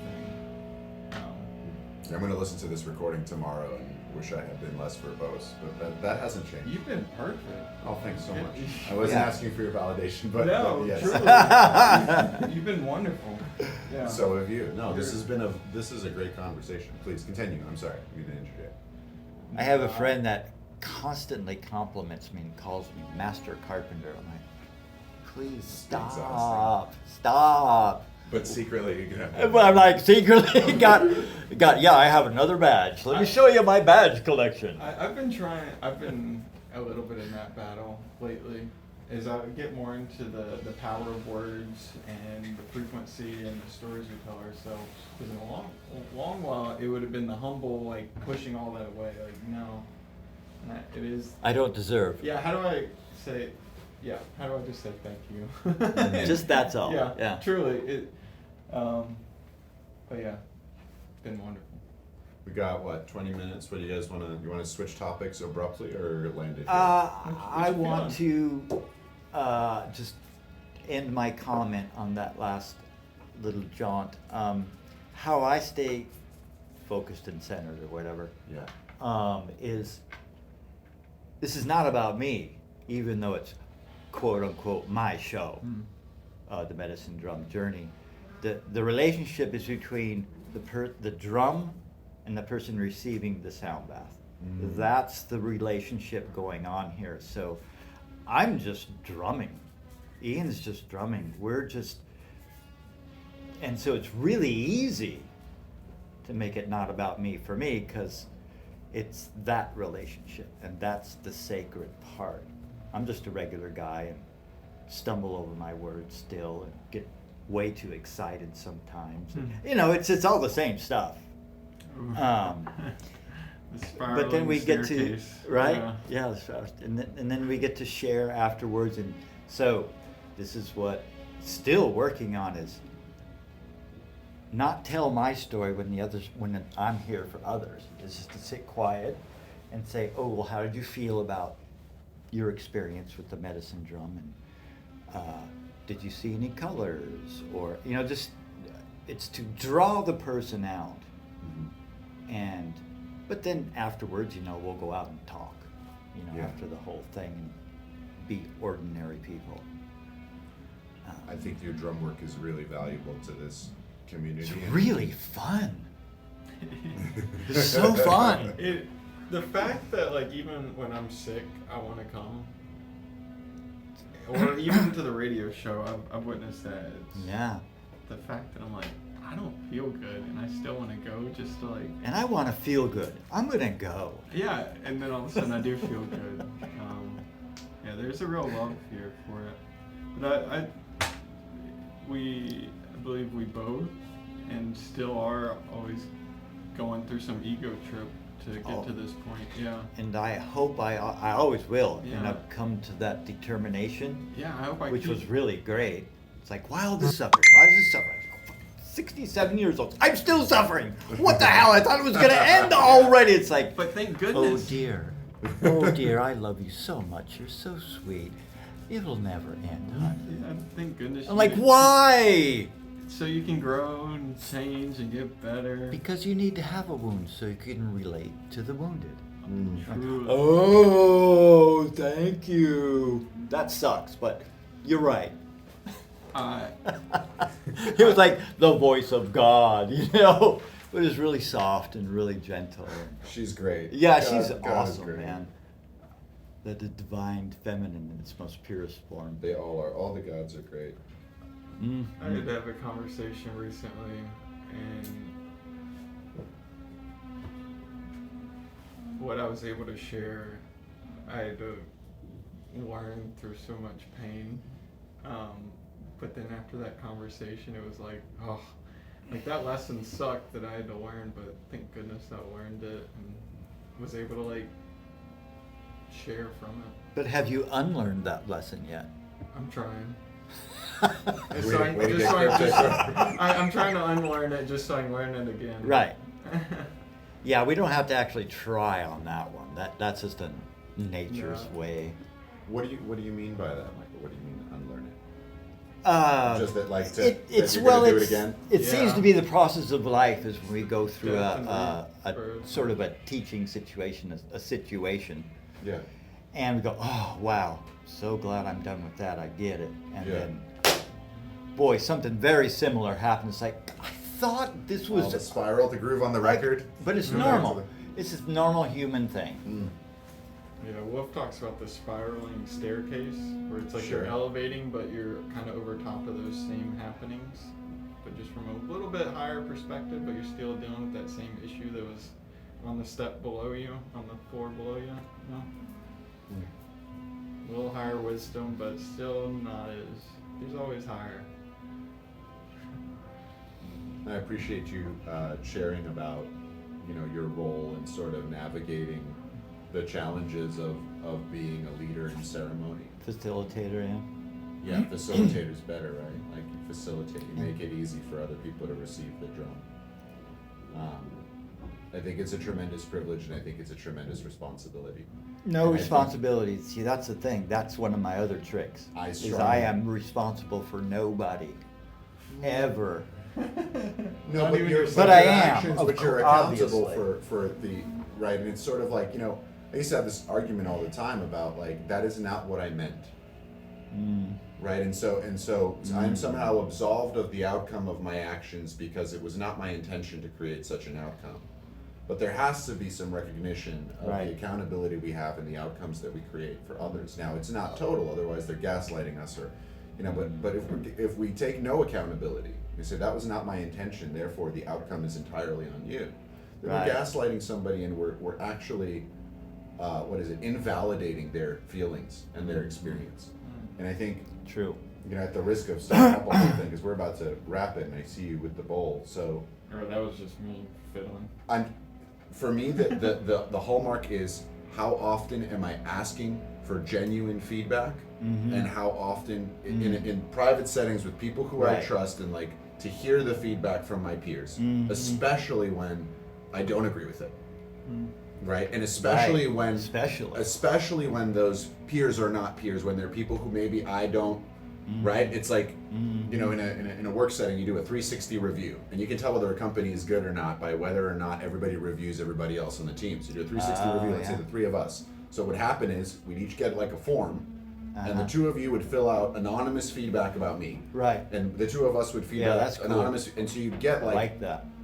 this real anonymous feedback, and then now you know what everybody actually thinks, right? And the extent to which we're good facilitators, or that we play those roles, is when we crowdsource and allow others to give us that feedback, Yeah. and then really receive it.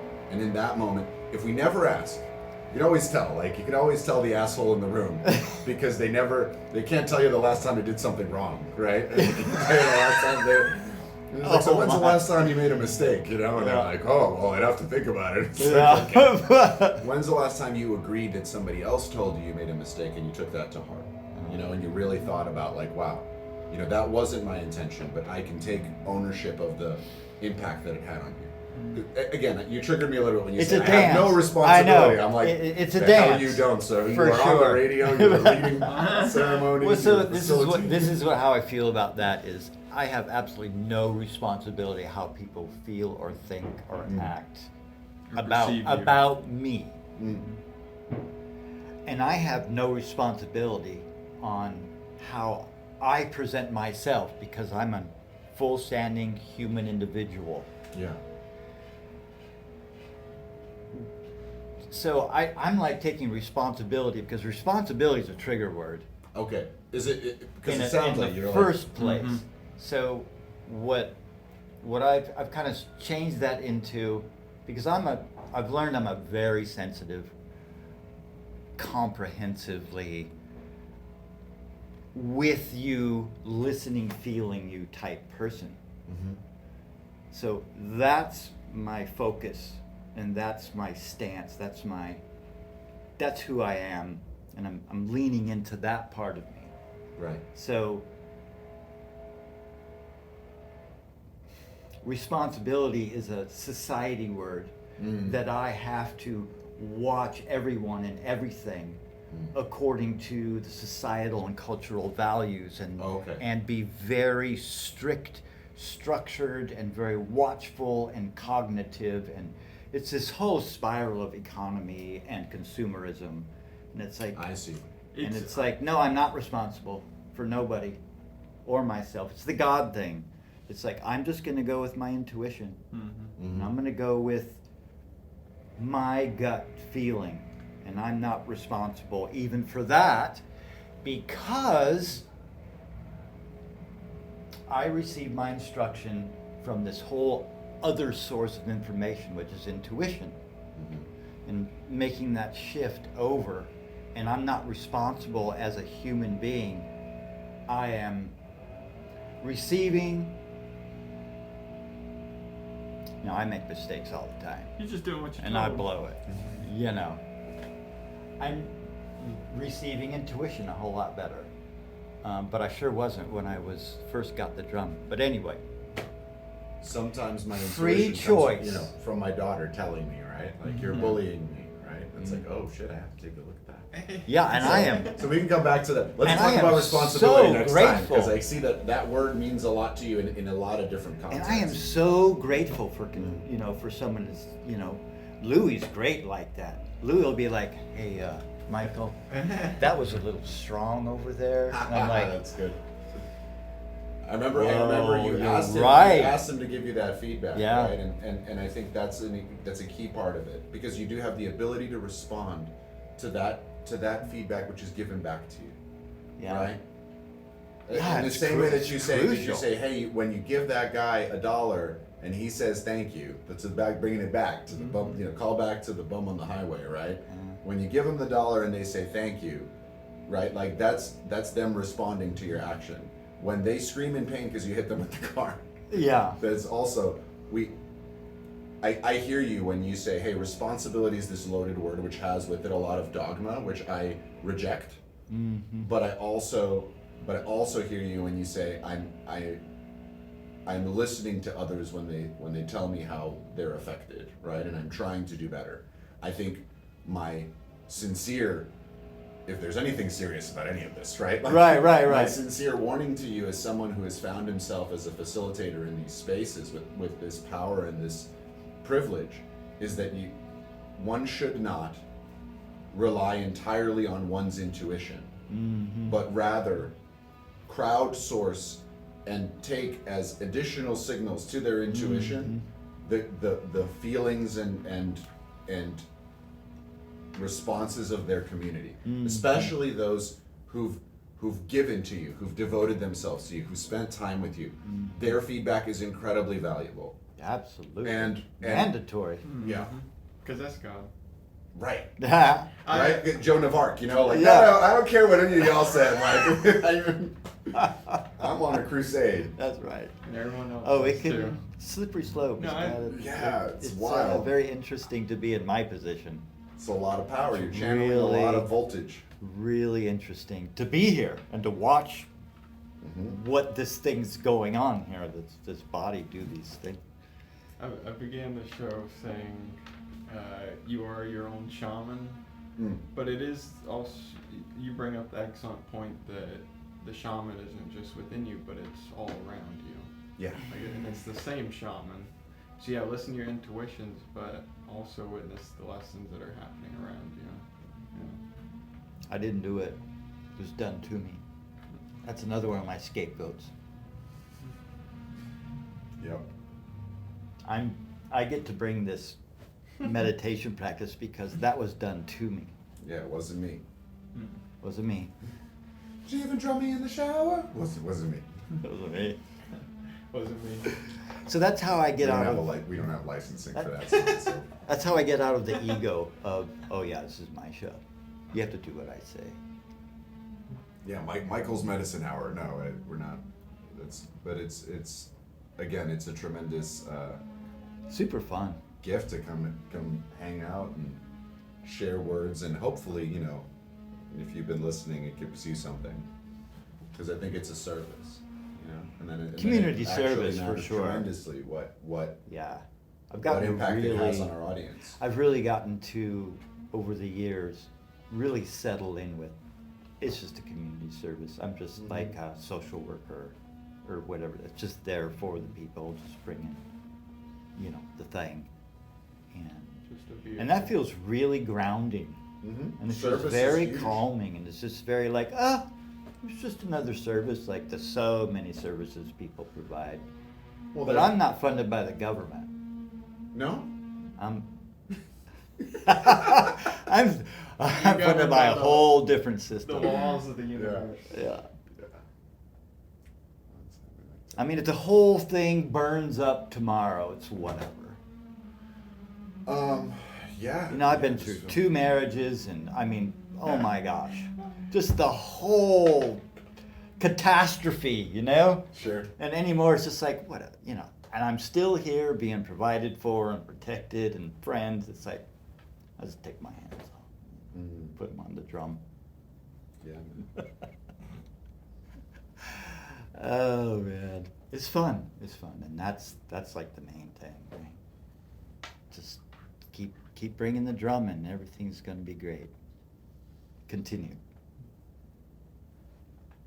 Hilarious.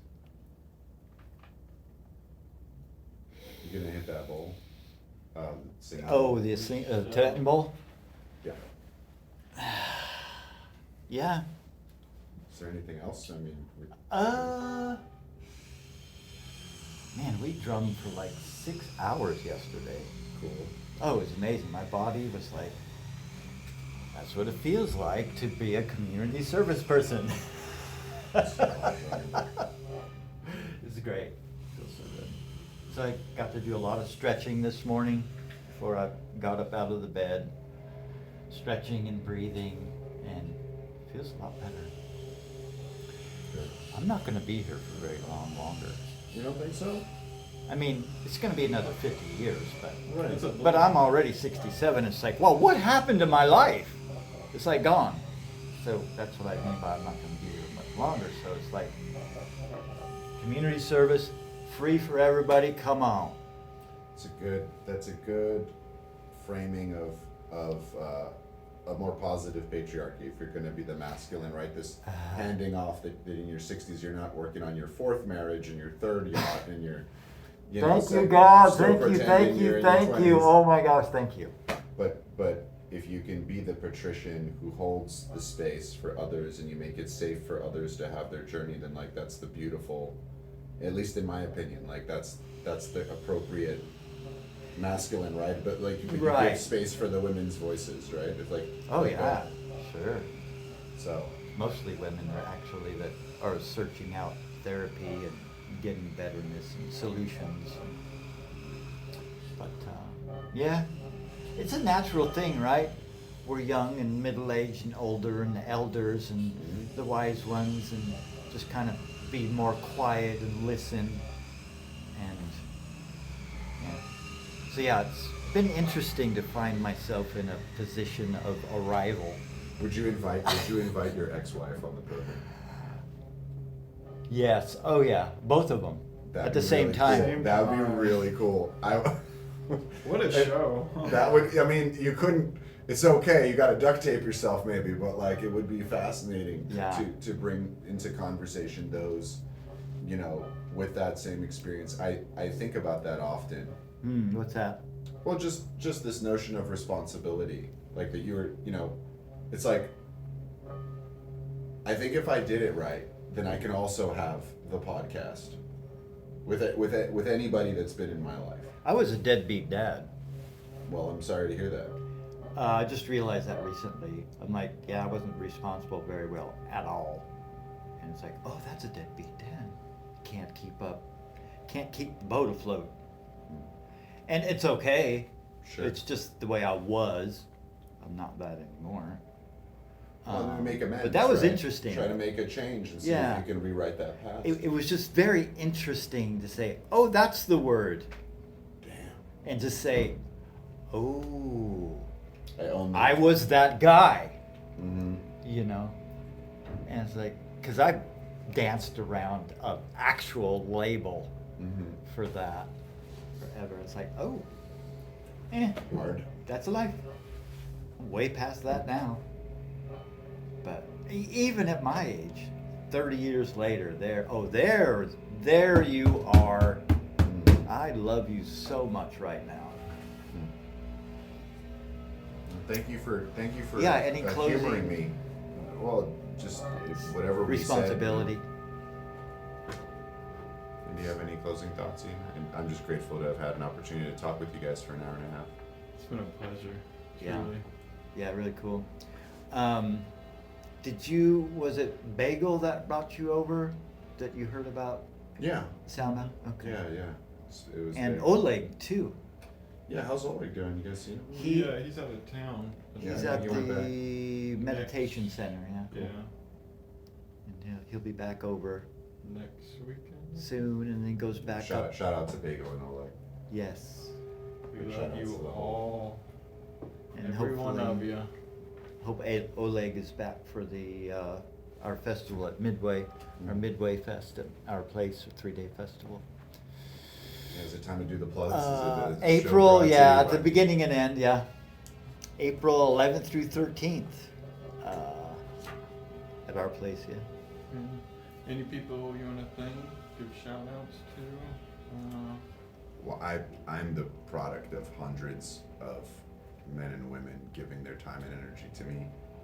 So it would take too long to thank them all. It's just whatever you hear and see is really the product of a lot of people's patience and tolerance and kindness. Mm-hmm. Yeah. Yeah. Oh my gosh. Yes. Yeah. So Yeah. I to anyone that knows me, thank you. I'm sorry, and and I You're appreciate welcome. it. Yeah. Yeah. That's the way to do it. Wow, yeah. Yeah, right there. Drops mic. So yeah, that's our show, Legends from the Painted Cave, WCOM FM LP, Carborough, Chapel Hill. We'll have another guest in studio next week or over the phone, and if you would like to join us, we'd love to have you. Give me a shout at where are we at? Legends from the Painted Cave on Facebook and Instagram. Gmail, stuff like that. Yeah. You can find me at Dubious Luxury or Dublux on IG. There you go. Yeah. That's Kuba. And seconds. TikTok, TikTok, TikTok. Yeah, thank you. Love you all so much. We'll see you at all the festivals. If you need a festival list, I've got one for you. All love. All love.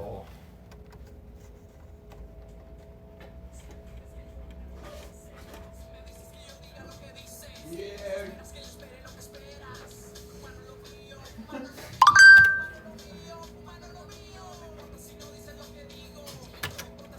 Lo que hago, yo no espero que tú esperes lo que espero. Cuando lo mío, cuando lo mío. What is happening today? Normally it's like the news. It's the news before, and then some lady does some cultural stuff. Got some. Oh, Oh, there we go.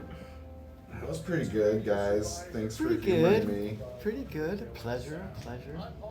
It's top of mind for me. Thanks for humoring my conversation. Humoring me. It's a good time. You're incredibly wise. I got my moments, but I just read a lot. You guys want to smoke? Yeah, if I see further, it's only because I stand on the shoulders of giants. Right. Yeah. Oh, I didn't show you my humble award, did I? Did you get a humble award? You got an award. Your award for humility. Awesome. Yeah, I a love humility that. award. Yeah. Here it is. It's a- So funny. it's a I good love one. that one. This humble award's cool, but it's just not big enough. Yeah, I thought it'd be gold. Mm. Oh. Love you, hiccups. Blessed. Blah, blessed.